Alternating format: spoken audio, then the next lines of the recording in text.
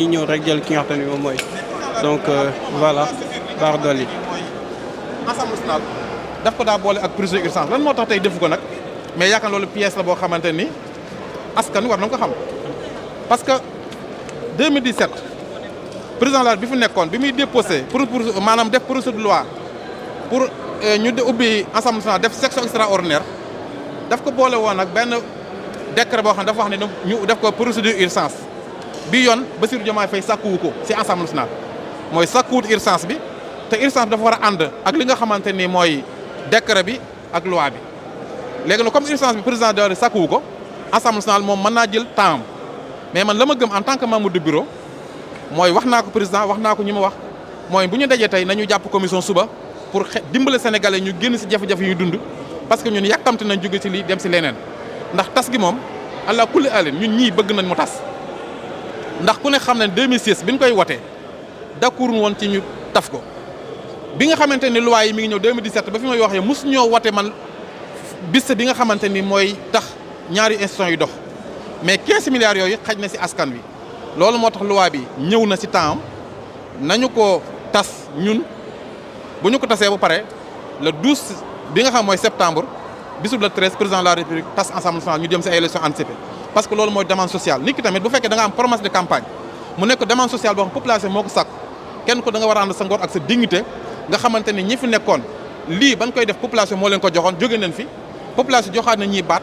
bëgg nañ ko def ñoom nañu accompagner loolu boo xoolee absent bi tey jii sax am na député yi nga xam benn boo ko yaakaar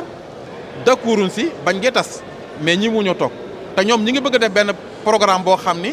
au lieu que ñu vote électronique ba nga xam kenn du xam koo woteel dañ ko bëgg a def vote en main bu ko defee ñu bëgg a xam kenn ku nekk ka nga woteel wala lu tax wote woo wala wote nga loolu moo tax ma jàpp ni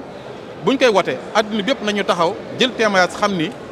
bu fekkee benn bokk yaakaar ñoo bëgg a bloquer ngir ñu bañ ko tas loolu trahir peuple sénégalais la nañu tas ñaari institutions yi jël xaalis bi delloo ko ci askan wi buñ ci noppee ñu tas Assemblée nationale jëm ci élection anticipée ñu mën leen a bàyyi ñu doxal loolu mooy li nga xamante ne moom la sénégalais bëgg moom laa bëgg te moom lañ bëgg li nga xam daal moo ci am te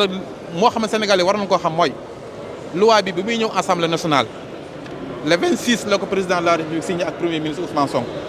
le 26 ba bi ñu ko signé pare décret la ànd ak proposition loi bi loi bi muy ñëw àndu tamit ak procédure urgence mais dañu waroon ànd ñoom mu wax ni dafa bëgg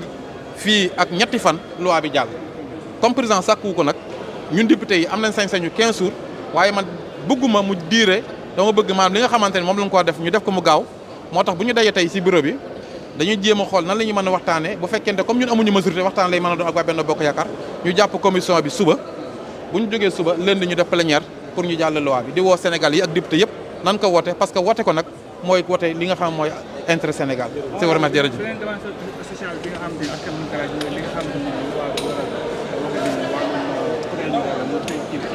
waaw loi boobu man maa ko proposé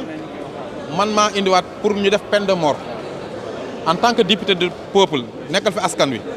proposition boobu suba laa koy déposé incha allah ci assemblée nationale bu neexee yàlla pour ñu indiwaat peine de mort parce que ñi rey askan wi bari nañ te teguñu ko ci yoon teguñu ko ci dëgg te yàlla moo ñu gën a ëpp yërmaan ci ñun ñu bind comme que yàlla nee na ku rey dañ laa war a rey nañu indiwaat peine de mort ci Sénégal ku rey ñu rey la bu ko defee bu waa rey bi dana wàññi ko parce que nag reyeen bi tegul fenn ndawal na lu ko gën a waral mooy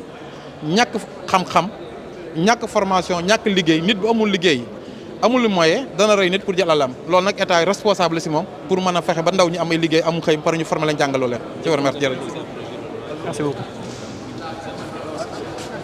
waaw xam nga loi ngóor jigéen bi ma déposé woon fii ci pencu ndaw réew mi ba fii may wax ak yow loi bi mi ngi ci table Assemblée nationale loolu moo tax may wax sénégalais yi ni leen loi la te loi bi demande sociale la ci askan wi kon maa ngi woo aussi tamit député yi ñu jàll loi boobu noonu parce que loi mi ngi ci table ji bu ñu tasee ensemble te loi bi jàllut amul kenn ku koy jàll ci ñaari parti yëpp ndax ñoom ñëpp kenn bëggul loi bi am te comme ñun demande sociale la woon ba bi ma ànd ak ñoom di campagne loolu lañ waxoon ne bu ñu amee majorité wala bu ñu jëtee réew mi daan ko tas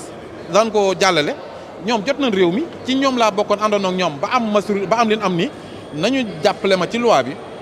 ñu mën koo jàllale muy loi ngóor jigéen bi pour ñu mën koo adopté waale loi bi nga xamante ni moom la ñu déposé muy ñu def peine de mort parce que ñaari loi yooyu loi Cheikh Abdou Bara Dolly maa ko porté buñ tasee ensemble dinaa wax askanu ñu indiwaat ñu ensemble pour mën a continuer loolu bu fekk indiwaat ñu ensemble danañ jéem a xool kan lañ ko mën a confier tamit mu indi ko parce que loolu laa jàpp ni ay loi yoo xamante ni demande sociale comme ni ñuy nekk demande sociale waaye bu ñu jàllee bàyyilee day mel ni ku ma am ndey ku ma amul ndey. je vous remercie.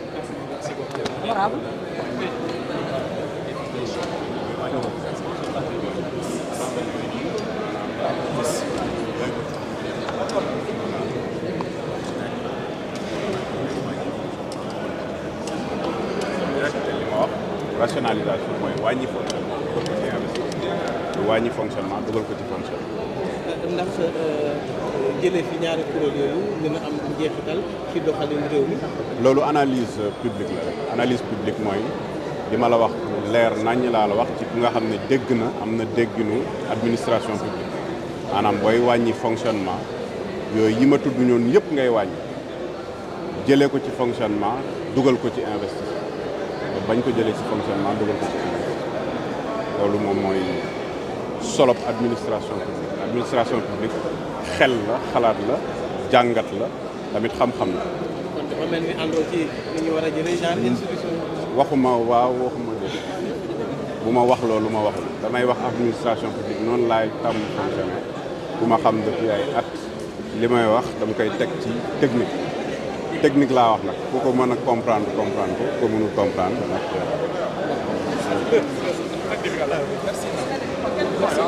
Voilà. Donc ce fut li nga xamante ni moom mooy donc les interventions de kii di docteur Malick Diop moom moo doon addu moom également jëm si li nga xamante ni tey moom mooy voilà ce projet de loi li nga xamante ni donc moom lañ doon wax. bale la mu set yow boo amee sa majorité nga ñëw indi fi li la neex wala li neex sa majorité. je pense que ça c'est pas la démocratie. xam dépassé nañ piège ñoom ñoo falu ñoom la yàlla jox nguur gi mais nañ doxal mais am nañ droit nag ñoom li ñu indi ñu commenté ko ñu critiqué ko mais yow li ngay indi waxoo si dara nee nga yaa ngi liggéey yaa ngi bind sa projet bu tayee nga ni dëkk bi c'est en ruine bu subaa nga ni de travailler sur le long terme mais yow bu fekkee yow da ngay liggéey sur le long terme mais xanaa kon présent bi baaxul wala présent bi dëgër na ba nga mën projeté wu sur le long terme ñun ce qu'on demande c'est de la lisibilité, de la clarté et des éléments de débat et des éléments de discours c'est tout ce qu'on réclame maintenant.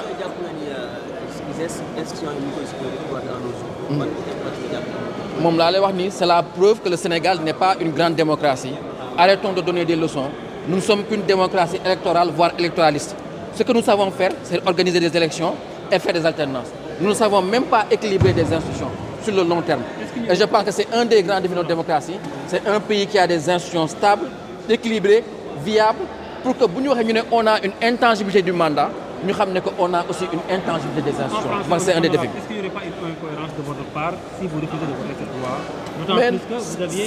boycotté. certainement pas. Lorsque nous étions dans Yewwi, les gens avaient considéré qu'il était important d'enlever ces institutions-là. Aujourd'hui, tu peux me dire que, écoute, ça sert à quoi d'avoir un conseil alors que les clôtures sont en grève depuis 2 ans? Cela prouve que des institutions, il faut les améliorer. C'est dynamique. Mais est-ce que ce qu'on va nous ramener est meilleur que ce qu'on a aujourd'hui? Le Haut Conseil est une directive communautaire que les assises avaient reprise à travers une chambre des collectivités territoriales. Mais que ce pouvoir-là a repris avec un Haut Conseil des collectivités territoriales. Mais est-ce qu'on n'avait pas besoin de garder ça? Nous, par cohérence, on avait perdu parce que nous, on avait 3 hauts conseillers. Mais on les a perdus à cause de la dynamique de groupe. Cela prouve que quand les gens disent que nous sommes des têtes ou quelque chose, c'est nous qui avons perdu en quittant le Haut Conseil. Mais on a sur la dynamique de groupe. Maintenant, ce qu'on demande, c'est de la transparence, de la lisibilité. C'est pour ça qu'il faut avoir une DPG. C'est pour ça que ce régime a besoin de nous dire qu'est-ce qu'ils veulent faire. Tu ne peux pas nous dire enlever. Regardez l'article.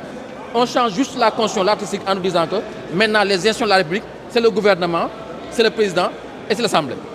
Mais toi, ce que tu vas nous ramener, est-ce que c'est mieux ce que tu as enlevé? On ne sait pas ce que tu vas ramener. Tu attends juste d'avoir ta majorité pour amener les institutions du projet. On ne veut pas des institutions du projet, on veut des institutions du Sénégal. Merci. On a une question actualité pour concernant la loi bi nga xam moom mooy Inglaterre bi ak moom mooy la loi de peine de mort actuellement c'est actualité ñëpp ñuy wax naan actuellement dañoo nekk pouvoir bi nga xamante moom mooy loi bi nga xamante moom mooy wax ni Il faut arrêter de gérer les événements du pays avec de l'émotion. Il faut arrêter de faire divériser le débat public. Quand il y a eu les événements de mars 2021 là, Macky Sall a suréquipé la gendarmerie. Il est sorti pour dire aux gens lii dootu fi amati. Mais amaan na quand le général Fall est sorti pour dire que notre offre de sécurité est compromise, les gens n'ont pas voulu entendre. Mais quand vous avez une population qui est largement supérieure à l'offre de sécurité, les ratios ne sont pas bons. Ça veut dire que la dissuasion ne marche pas. Mais aujourd'hui, est-ce qu'aujourd'hui, il ne serait pas temps de discuter de notre sécurité